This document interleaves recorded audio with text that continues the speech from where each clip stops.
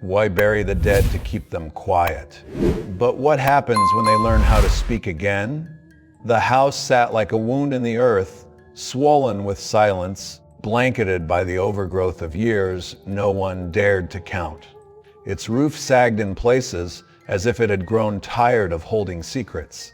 The windows were not broken, but blurred with the dust of forgotten grief, as if the glass itself had turned away from time. No one had lived there for over a decade, no renovations, no real estate listings, just a space held still, suspended in dread and memory. Yet somehow, the house had remained pristine, preserved like a corpse beneath glass, not frozen in time, but in something older, something heavier.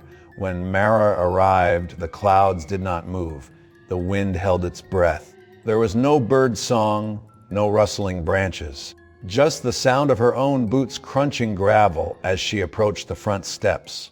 The air had a thickness to it, as if it had to be waded through. She stood before the door, a sealed envelope in her hand, heart unsure if it was racing or retreating. The envelope hadn't come by mail. It was found on her kitchen table 2 weeks after her mother's death. No stamp, no postmark, just her name written in delicate cursive and a warning in blood red ink on the back. Do not knock. Inside, she found a brass doorknob wrapped in lace so old it crumbled in her fingers, and a note, yellowed and faintly damp. She left it unlocked for you. You must go alone.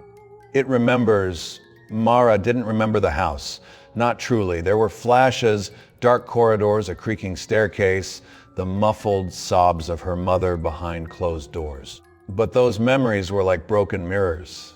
Sharp, disconnected, dangerous. There was no keyhole, only a wooden door swollen with age, covered in flakes of peeling white paint that looked like sloughed skin.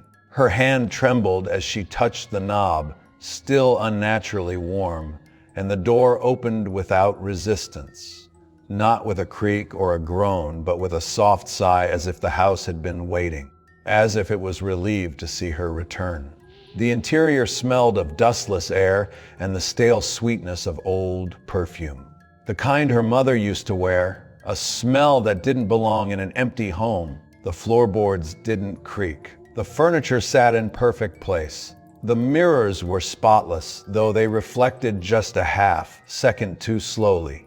The clocks on the wall all ticked, but each one out of sync, creating a maddening stutter of time that filled the silence like whispering teeth. None of it made sense. She called out, "No answer?" And yet something shifted. The air, the weight of it. It was like walking into a memory, one that hadn't been hers, but had been forced upon her. The walls didn't just stand, they watched. The wallpaper, once cream with small blue flowers, had warped and faded into a dull, bruised yellow. In places, it seemed to sweat. Long, sticky streaks rolled down the walls as though the house were weeping from its pores. At first, she thought it was grief. After all, her mother had only just passed. Perhaps this place, this sudden inheritance, was an anchor in the storm of sorrow she had yet to process. But there was something else here, something that went deeper than grief, something that pulsed beneath the walls. That night, the knocking began, not from the front door, not from any door, from inside the house. It came softly, almost hesitantly, like a child testing boundaries. Tap, tap, tap. She froze in the hallway. The sound had come from behind the left wall. She pressed her ear to the faded plaster. Silence. A long, heavy silence. She walked away. Then it came again. Tap, tap, tap. This time from the ceiling above her. She looked up slowly, but saw nothing but cracked paint and the weak glow of a single hanging bulb. The next knock came from beneath her feet. Not a pipe, not an animal. A deliberate rhythm, slow and steady. Tap, tap, tap. 3 knocks. Always 3. She whispered to herself that it was just the house settling. An old building breathing again after a long slumber. But she didn't believe it. The next night, the knocks came closer, not random, not distant. They followed her room to room. She would enter the kitchen and hear a knock in the pantry wall.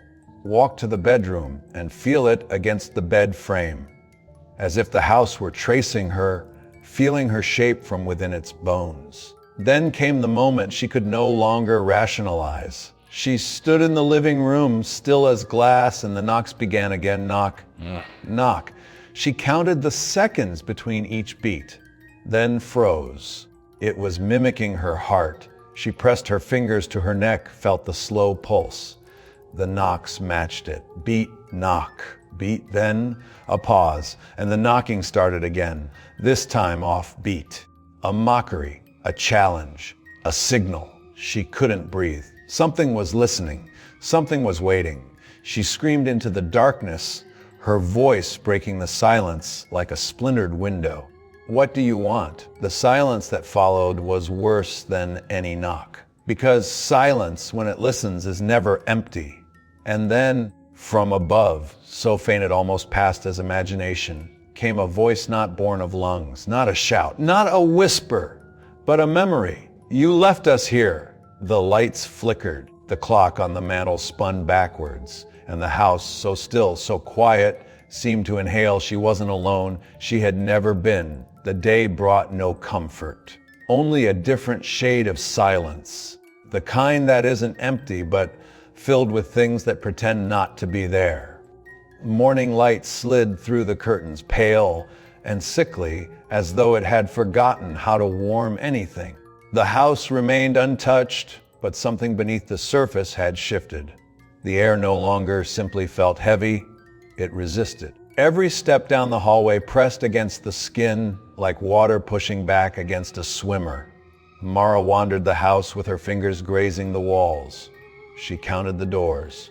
7, just like the blueprint she found in the drawer by the fireplace. 7 rooms, each accounted for, logical, identifiable, 1 kitchen, 1 bathroom, 2 bedrooms, a study, a parlor, a locked basement. And yet, when night came, the house told a different story. She hadn't imagined it. The hallway, which should have ended at the linen closet, kept going. The wall opened into a corridor she had never seen. Too narrow, too dark, lined with old portraits, faces blurred and mouths scratched out. The door at the end pulsed faintly with a low hum, like a living organ or a machine remembering how to beat. She closed her eyes, convinced it was a dream. When she opened them, the hallway was gone. A blank wall stood in its place, smooth, silent. That night, the door came back, not in the hallway, but in the basement. The door hadn't been there during the day. There had only been stone and dust and the smell of damp earth. Now, it stood as if it had always belonged. Black oak, thick, taller than it should be, carved with symbols that twisted the longer she looked at them, as if they didn't want to be seen, only felt. The doorknob was the same warm brass, like the one from the envelope. But this one throbbed slightly, as if pulsing with a heartbeat not her own. She didn't touch it. She didn't need to. The knocking came before her fingers reached the wood. Knock, knock, knock. 3. Always 3. But this time, the rhythm was hungry, heavier and hopeful. She stepped back slowly, refusing to blink. The silence that followed rang louder than the knock itself. She turned and ran up the stairs. Each step stretched longer than it should have. The light at the top of the staircase flickered and stuttered like a dying breath. The basement door slammed behind her, but the sound wasn't wood on wood. It was skin on skin. The next morning, she wandered the house again. Doors were where they should be. 7 rooms, no extra hallways, no strange doors.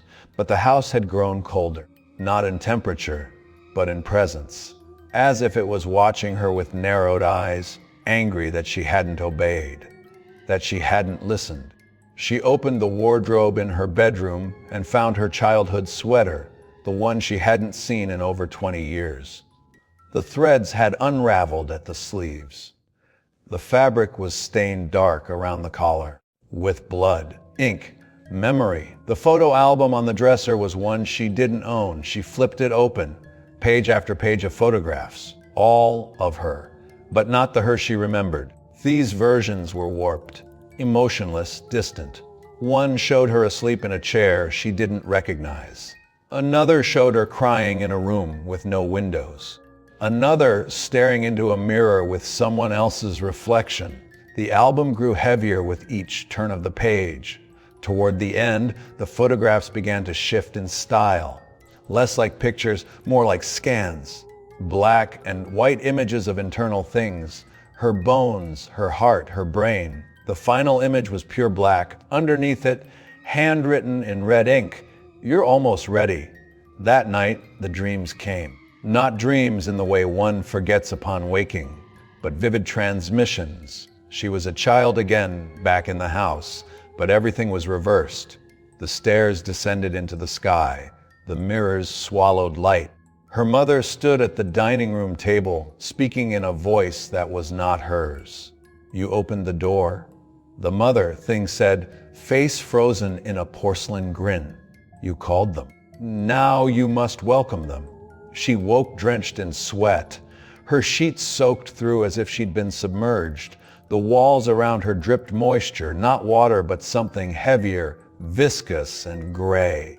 And then the sound came again, the knocking. Only this time it didn't come from one place, it came from everywhere. Beneath the bed, inside the walls, inside the closet. From the mirror, even the floor beneath her seemed to pulse with the rhythm.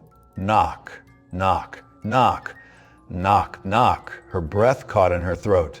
The sound started mimicking her again, syncing with her panicked heartbeat. Faster now, unrelenting. She covered her ears, but it didn't stop the sound, because it wasn't just sound anymore. It was inside her mind. She ran to the front door, threw it open, and stopped. The world outside wasn't right. No wind, no color. The trees stood frozen, leaves suspended mid-fall. The sky hung in a perpetual orange haze, dim and oppressive, like the moment before a solar eclipse. The world was paused, as if it too was listening. She turned back inside. That's when she heard it, a child's voice. Calm, cheerful. "Mara, don't go. We're almost ready." The voice wasn't coming from behind her. It was coming from within her, from her throat. She opened her mouth, but no scream came out, only laughter, and her own voice whispering back, "Let them knock." The house shifted again. The hallway stretched.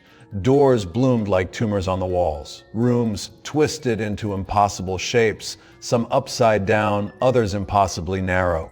One room was nothing but mirrors. Another filled with rusted bathtubs, each one filled with something black, gently rippling. And behind each door was something waiting. Some she remembered. Some she wished she didn't.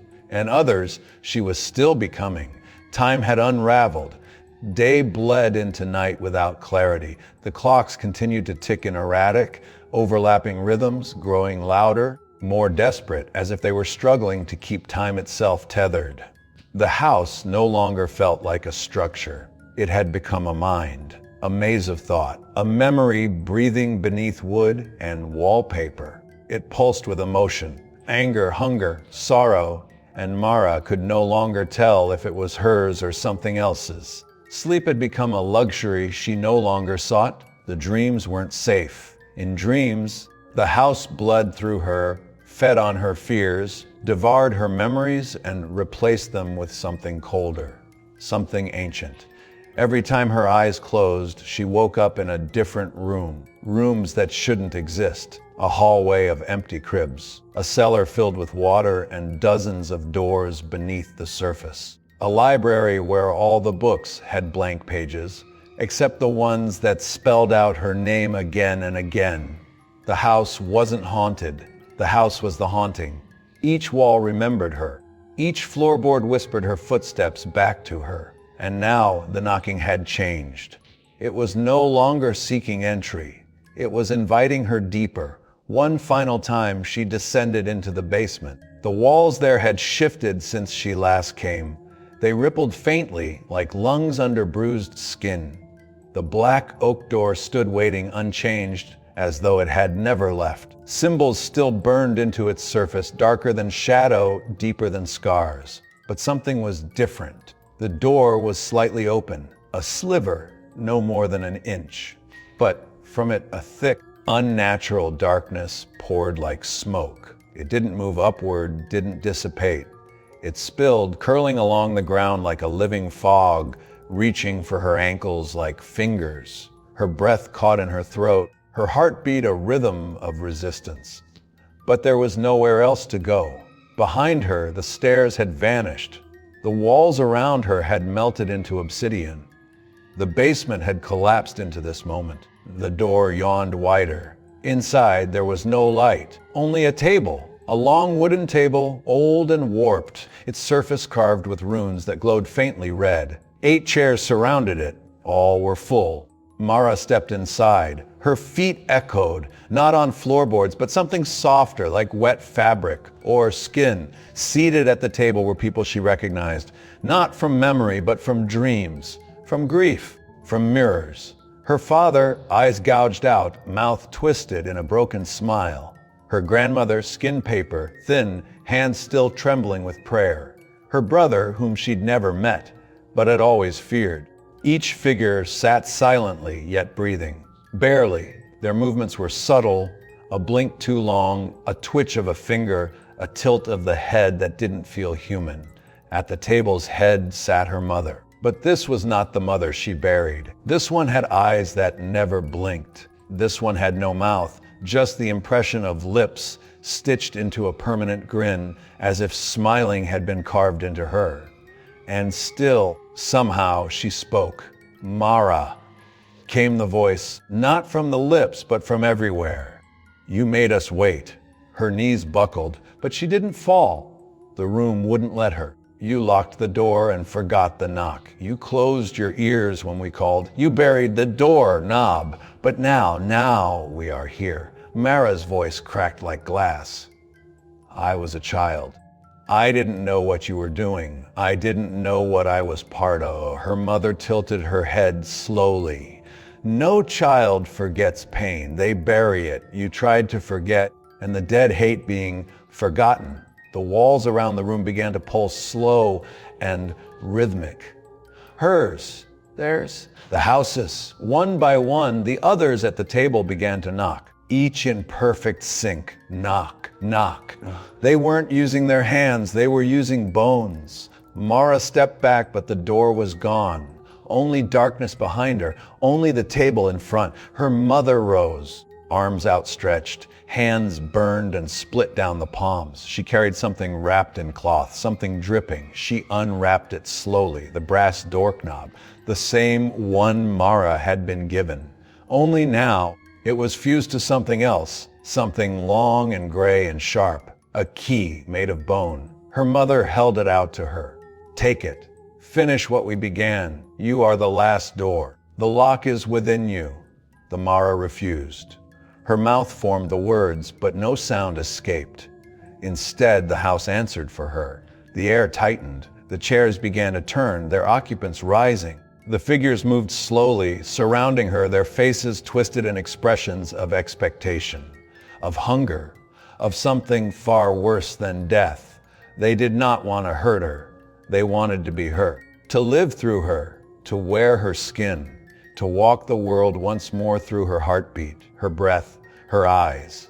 Because when the dead knock back, they're not asking for conversation. They're asking for a body. Mara screamed. Or thought she did. Her voice had become distant, soft, as though it were moving down a hallway far behind her, closing in the distance.